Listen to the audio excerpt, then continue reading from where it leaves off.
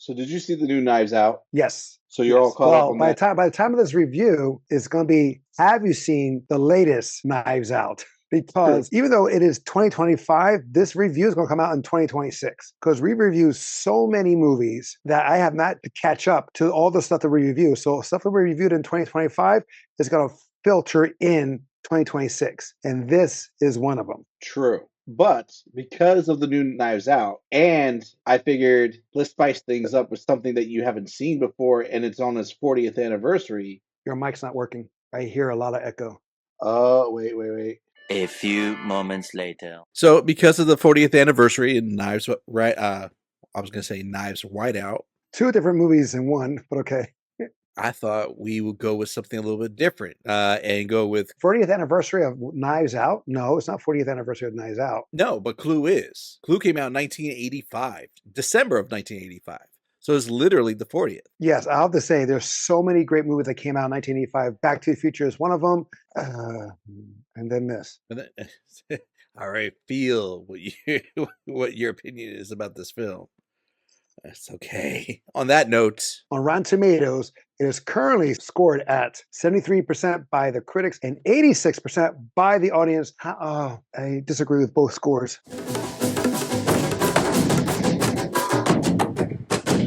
welcome back to A Tales of Two Bros. My name is Don, I'm Angel. where we give you a review at least once a week. Spoiler alert. 1985, yes, a year of great movies. Now we're going through the great movies and that came out in 2000, like The Grinch Who Stole Christmas from Jim Carrey. Other films that came out in 2000, they're celebrating their silver anniversary. And 1985 has their own year of great movies, and not so it became like cult classics. Yeah, I would say this is technically a cult classic. Sure. Cult classic means it has its own following. Doesn't mean it goes with everybody. That I can think of, this is one of the first game to movie adaptations. Yes, and produced and story by John Landis, who is a famous. I'm not sure if he's still directing, but he's directed so many great films. He also directed Thriller and Black and White for Michael Jackson. But it was a different director that he co-wrote with that took in the role as director. I can't remember the name. Mhm. What did this gross? Oh, what was the original budget for this? Because I didn't even bother looking for that. 15 million. And what did it make? Actually, just under. It was 14.6 gross worldwide. Well deserved.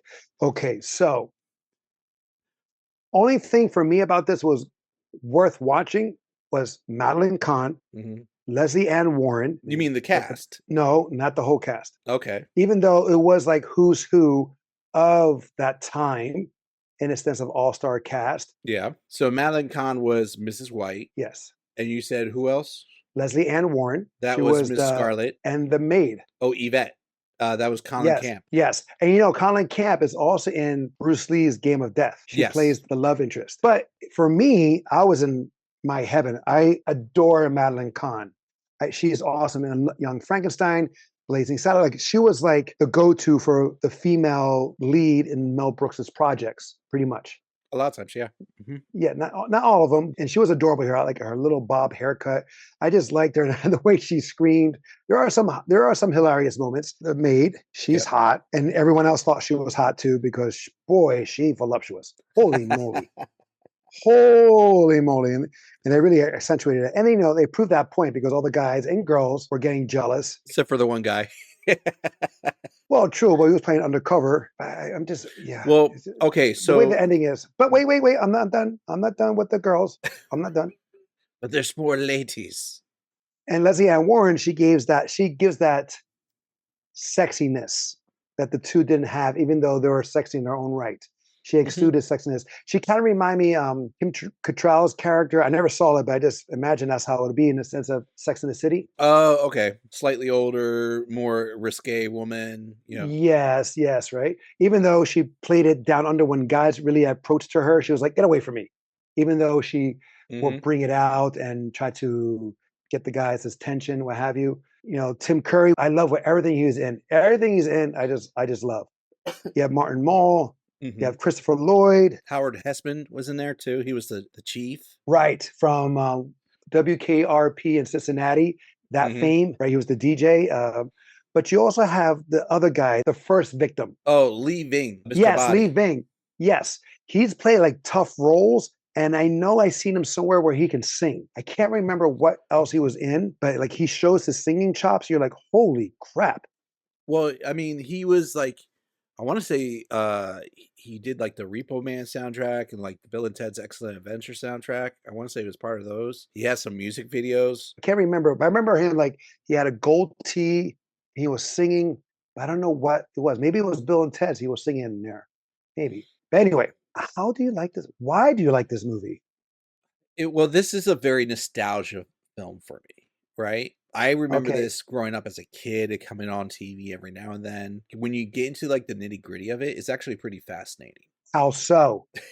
How so? Well, okay, Because so I don't get it. Like I don't know the game. I never play the game, so I don't know that. I didn't play the game until after years of and then like until like maybe 3 or 4 years ago.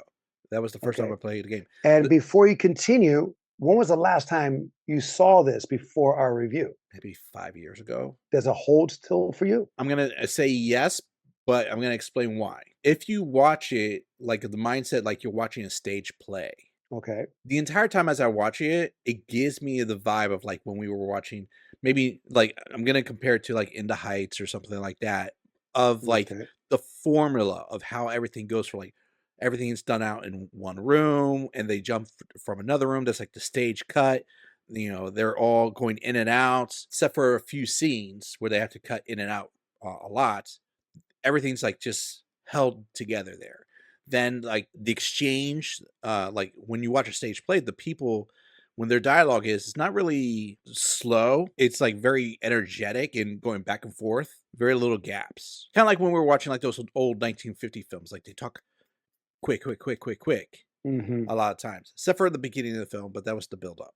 So everything just is held together on the scene. Also, one of the interesting facts that I know about the film, the ending that you saw was only for TV. I saw 3 endings. Exactly. So when it was in theaters, those endings were split. So Okay. because in the game, you don't always end up with the same killer.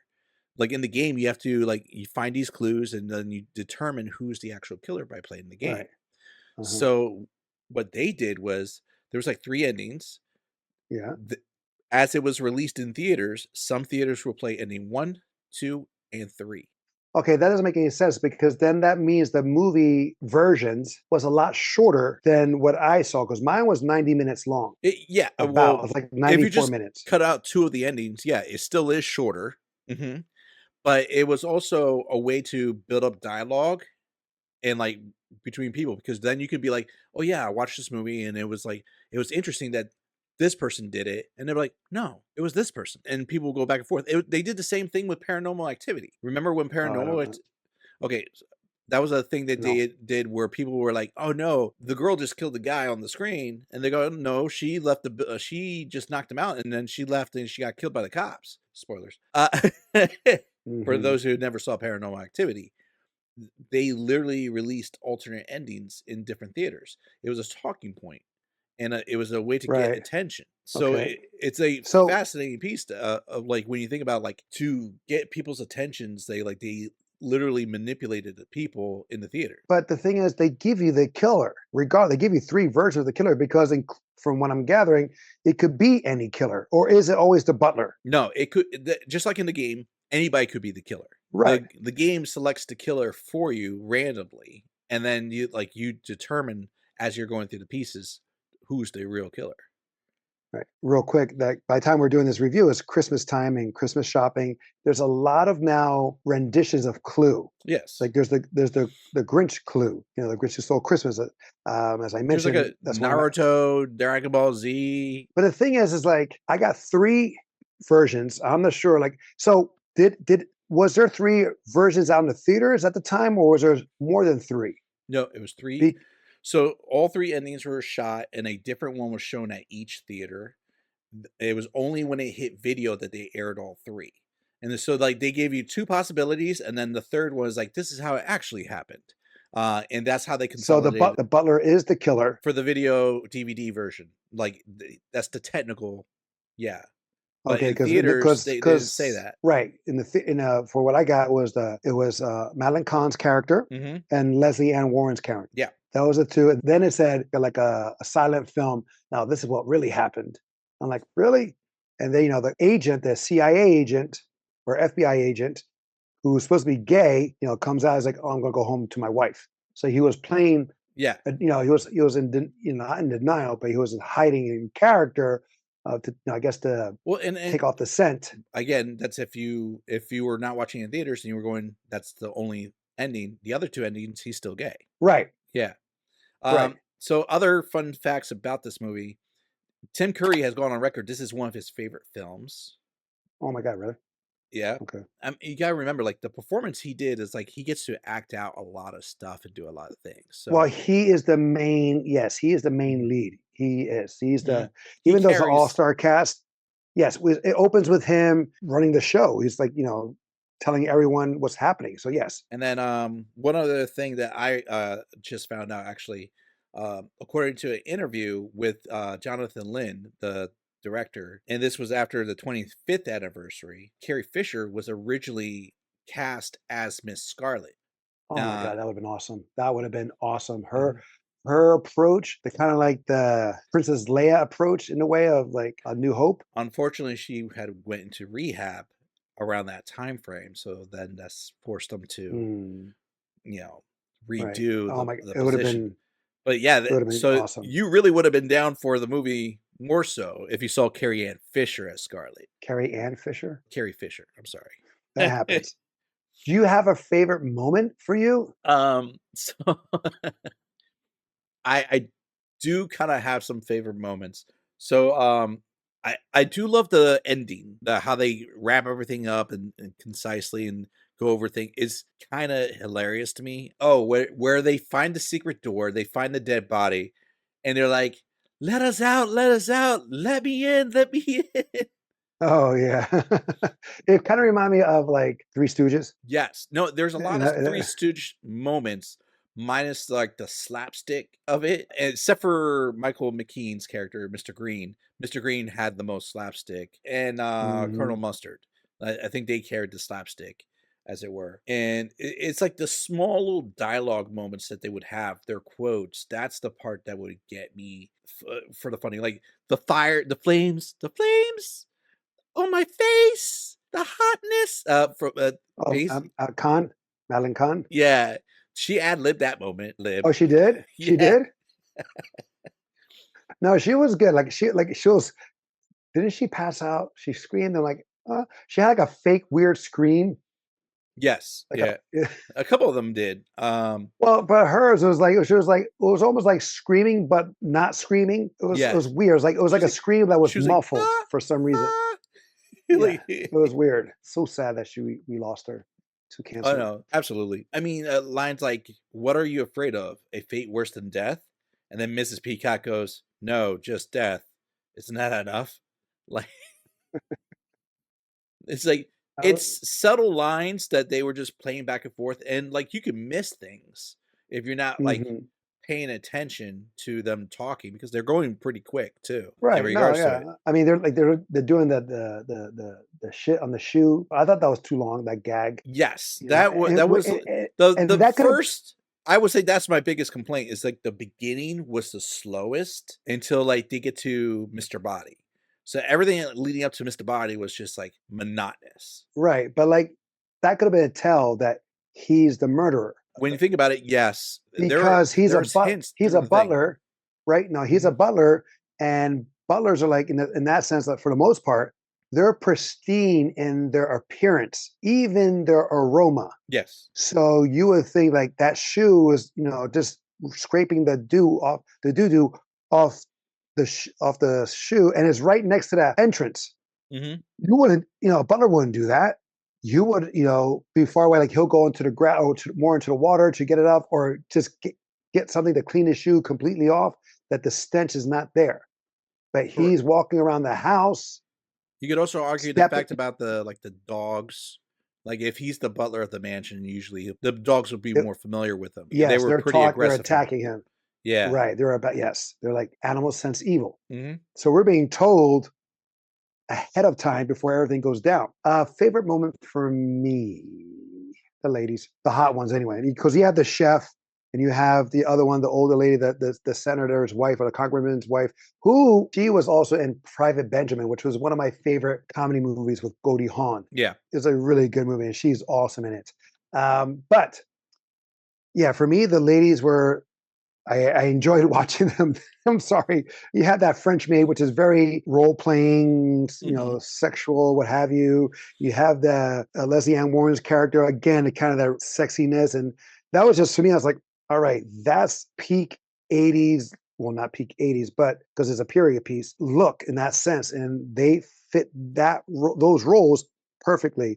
I don't really have. I mean, Tim Curry Steals the in show. the film, he steals Absolutely. the show.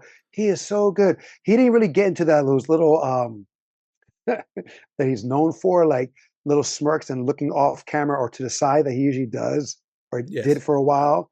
He didn't do that, but he just he's so good. I mean, the 80s was a hell of a Oh, time for Tim Curry. Like he had the Rocky Horror Picture yes, Show. He had this movie. He had Legend with Tom Cruise. yes. I know people to this day that don't even When did know about the Rocky Legend. Horror Picture Show? I thought that came out in the 70s.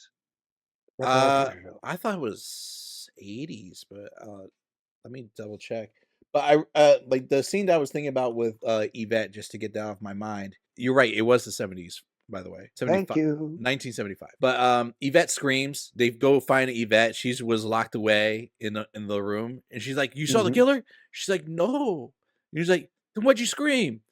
"Because I'm locked here and I'm afraid of the dark, and one of you are the killer." It's like the dumbest thing. And you could tell like later in the film that she has a fake French maid accent, because like Well, yeah. there's another She lost scene it a couple times. actually that's tied to her character, because right before she dies, she actually drops the accent for the killer, because the killer knows everybody. Right. Well, I really don't by have a the end, favorite everybody scene. killed everybody except for the one guy. Well, in explaining the things, that's what happened. You're right. But what Yes. about do you have like a weak moment? Because Well, you I think seem totally ecstatic about this film. because like if you like murder mystery dinners, I'm surprised you weren't trying to figure out who the killer was. Like if you're watching Knives Out or something like that. Well, Knives Out, okay. The latest one that's currently on Netflix is the best one, in my opinion. Okay. Number 2 was not great because the editing was terrible. You know who the killer is off the bat. You know who it is. Well, then you find out And like well, they like the editing yeah, was bad. Like like the whole they do the whole thing of the girl escaping.